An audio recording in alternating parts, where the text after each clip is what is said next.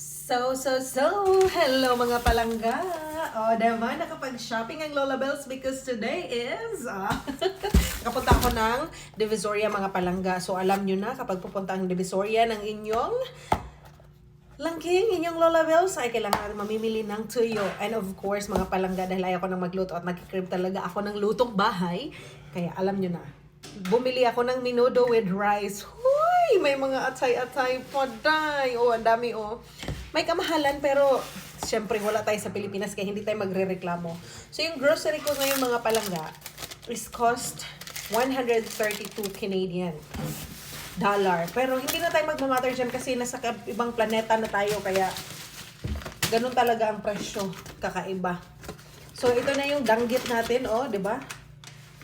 Tinapa na ganiri. Bumili ako ng isda kasi magluto ako ng paksiw, yung lalagyan ng gulay, ang palaya, kung ano-ano pa. And of course, munggo, pag Sabado, hindi pala, pag Biyernes, ko. Tapos bulad, no, tuyo na ganito.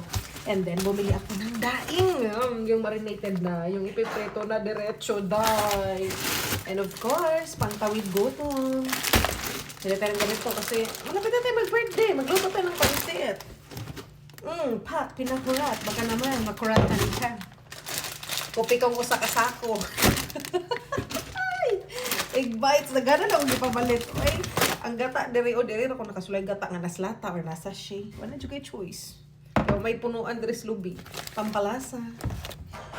Yan talaga pinakagusto kong toyo, yung Salvers one. And of course, yung spicy na ganito. Ang sarap nito makapalangga. Kahit papakin mo, the best talaga to. Hindi ko alam kung sa Pinas ba to. Pero paborito kong sardinas ko talaga yan. Pero kahit anong sardinas talaga yata, paborito ko. Oh, healing our inner child. Pak Hansel. Pansit Canton again.